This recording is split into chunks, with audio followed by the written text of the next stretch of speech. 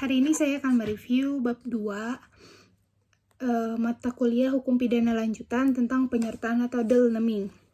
Istilah penyertaan disebut juga turut campur dalam peristiwa pidana.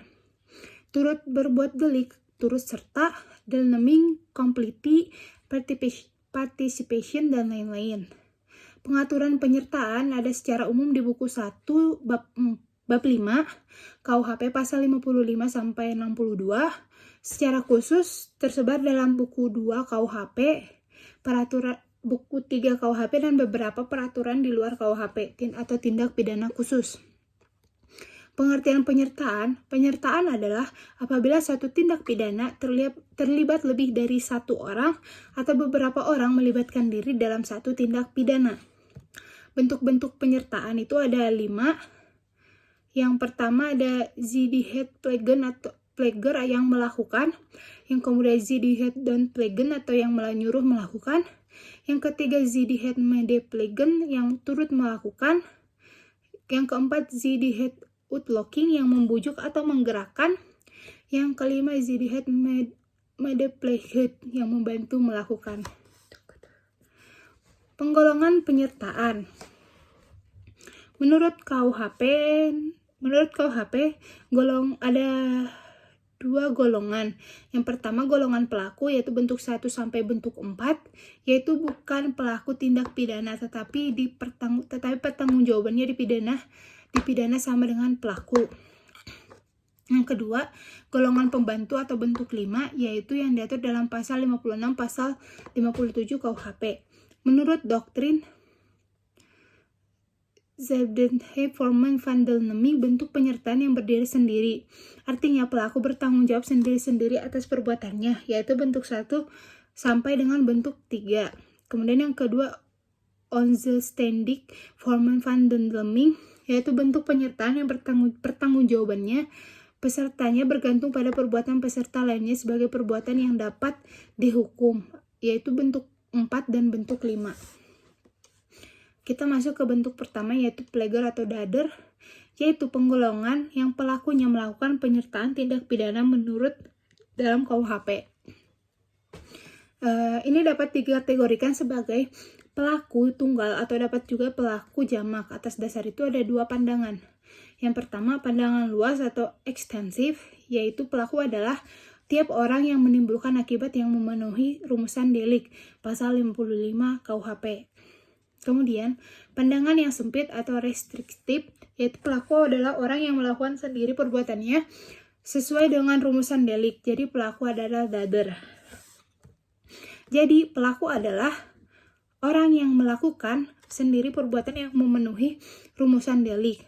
Tetapi pembuat undang-undang tidak menentukan secara pasti siapa yang menjadi pelaku, sehingga menimbulkan kesulitan dalam prakteknya. Bentuk kedua ada donpleger atau menyuruh melakukan, yaitu orang yang melakukan tindak pidana menggunakan orang lain sebagai perantara, tetapi perantara itu hanya berperan sebagai alat. Dengan demikian, donplegen mempunyai ciri 1. Ada 2 pihak, yaitu pelaku langsung atau manus ministra atau autor materials, dan pelaku tidak langsung atau manus domina atau autor intellectualis. Dalam donplegen terdapat unsur-unsur. 1. Alat yang dipakai adalah manusia. Alat yang dipakai harus berbuat aktif. Alat yang dipakai tidak dapat dipertanggungjawabkan atau dimintai pertanggungjawaban. Penyebabnya karena orang yang disuruh adalah orang yang hanya berperan sebagai alat atau pelaku materi yang didasarkan pada 1. Jiwanya tidak sempurna pertumbuhannya atau pasal 44. Adanya keadaan yang memaksa atau pasal 48. Adanya perintah jabatan yang tidak sah, pasal 51 ayat 2. Adanya kekeliruan atau pemalsuan, tidak mempunyai maksud untuk melakukan kejahatan seperti yang disyaratkan dalam undang-undang. Bentuk ketiga atau turut serta melakukan atau midepleger.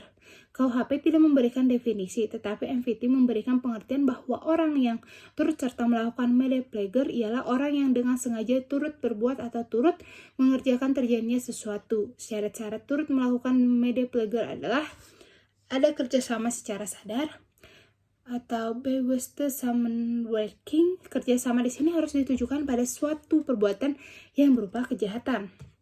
Yang kedua ada kerjasama secara fisik atau fisike samenwerking, yaitu kerjasama di sini merupakan suatu delik yang ditujukan pada suatu akibat, yaitu adanya perbuatan yang berupa kejahatan dan perbuatan tersebut diatur dalam undang-undang. Kemudian lanjut ada di bentuk keempat atau penganjuran atau outlawing, yaitu orang yang menggerakkan orang lain untuk melakukan suatu tindak pidana dengan menggunakan sarana-sarana yang ditentukan oleh undang-undang. Jadi antara penganjur dan dengan yang menyuruh itu melakukannya hampir sama, yaitu dengan adanya usaha untuk menggerakkan orang lain sebagai pelaku material atau author materials. Perbedaannya adalah dalam penganjuran, sarana yang digunakan diatur dalam Pasal 55 ayat 1 subbab kedua, yaitu diatur secara limitatif atau terbatas. Sedangkan yang kedua, dalam pembujukan, orang yang membujuk disebut author intellectuals, dan yang dibujuk atau digerakkan yaitu author materials. Yang ketiga, pelaku materials atau author materials dapat dimintai pertanggungjawaban secara hukum dan dapat dipidana karena melakukan perbuatan dengan sengaja. Dalam menyuruh melakukan atau downplegen, 1. Sarana untuk menggerakkan tidak ditentukan, tidak terbatas, dan tidak limitatif. Yang kedua, dalam menyuruh melakukan, orang yang menyuruh disebut manus domina, sedangkan orang yang disuruh adalah manus ministra. Yang ketiga, perbuatan material atau manus ministra tidak dapat dipertanggungjawabkan secara hukum atau tidak dapat dipidana karena tidak mempunyai kehendak. Syarat-syarat pemidanaan bagi penganjur atau penggerak yaitu 1. Adanya kesengajaan untuk menggerakkan orang lain melakukan perbuatan yang dilarang. Kedua, menggerakkan atau menganjurkan dengan daya upaya atau sarana-sarana dalam pasal 55 ayat 1 sub kedua. Yang ketiga, pembuat material tersebut dapat dipertanggungjawabkan secara hukum dan dapat dipidana. Maksud dari pasal 55 ayat ke-1 sub kedua adalah 1. Untuk kepastian hukum, yang kedua untuk pedoman bagi hakim dalam pembuktian. Terhadap pengaturan daya upaya secara limitatif ini ada kritik dari Heswickel Suringa yang mengatakan jika daya upaya tidak dibatasi, maka orang yang cerdik pandai dapat memakai daya upaya lain di luar KUHP atau di luar yang diatur oleh pasal 55 ayat 1 sub kedua. Misalnya, ratap tangis, cerita-cerita keberhasilan, dan lain-lain. Adapun daya upaya yang berupa paksaan, ancaman, dan penyesatan dapat masuk ke dalam bentuk menyuruh juga menggerakkan. Dasar ukurannya adalah apabila dorongan atau paksaan atau ancaman itu sangat kuat, maka itu adalah menyuruh, tetapi tidak begitu kuat, maka termasuk dalam menggerakkan. Bentuk kelimanya ada pembantuan, diatur dalam pasal 56 ayat 56, yaitu ada 2 bentuk. 1. Pada saat kejahatan itu dilakukan, dalam hal ini tidak ditentukan bentuk secara limitatif dalam undang-undang. Sebelum kejahatan dilakukan, dalam hal ini undang-undang memberikan batasan limitatif, yaitu berupa memberikan kesempatan, sarana atau keterangan. Pertanggungjawaban pembantu KUHP mengatur pidana untuk pembantuan adalah lebih ringan daripada pelaku. Pasal 57 ayat 1 dan ayat 2, yaitu maksimum pidana pokok dikurangi 1/3.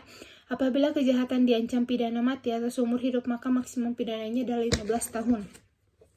Pertanggungjawaban pembantu. 1. Pemidanaan untuk pembantu adalah lebih ringan dari pelaku atau pasal 57 ayat 1 dan 2 ayat 2 KUHP, yaitu maksimum pidana pokok dikurangi 1/3 ayat 1. Apabila kejahatan diancam hukuman pidana mati atau penjara seumur hidup, maka maksimum pidana untuk pembantunya adalah 15 tahun atau ayat 2. Pengecualian terhadap prinsip di atas adalah pasal 333 ayat 4, merampas kemerdekaan orang untuk membantu dipidananya sama dengan pelaku. Pasal 231 ayat 3, penyimpanan barang pembantuan pidana sama dengan pelaku. 2. Pidana untuk pembantu sama dengan pelaku atau pasal 57 ayat 3. Dalam pertanggungjawaban pidana Dan pertanggungan pidana pembantu KUHP menganut sistem tidak tergantung pada pertanggungjawaban pelaku. Pasal 57 ayat 4. Dalam pertanggungjawab pidana, bagi pembantu hanya dihitung yang disengaja atau dipermudah, diperlancar, serta akibat-akibatnya saja. Pasal 58 KUHP mengatur pengecualian kualitas pribadi yang dapat menghapus, mengurangi, atau memberatkan pengenaan pidana bagi pelaku tindak pidana. Pasal 58 ini adalah peringatan bagi praktisi. Oleh karena itu, ada kritikan dari Profesor Mulyatno dan Profesor Emersono Aji bahwa untuk membantu kehendaknya dipergunakan sistem fakultatif, yaitu pengenaan sanksi pidana yang diserahkan kepada hakim. Kemudian penyertaan dengan kealpaan atau culpos del neming. Tindak pidana disebabkan karena adanya kealpaan prinsip yang tidak dipidana karena tidak mempunyai unsur kesengajaan. Misalnya, A memberi gunting pada B yang dikatanya mau menggunakan menggunting kain, tetapi ternyata digunakan oleh B untuk melakukan kejahatan. Berdasarkan contoh di atas, maka mereka yang melakukan tindak pidana dapat dikenakan sanksi pidana karena tidak mempunyai unsur kesalahan. Terima kasih.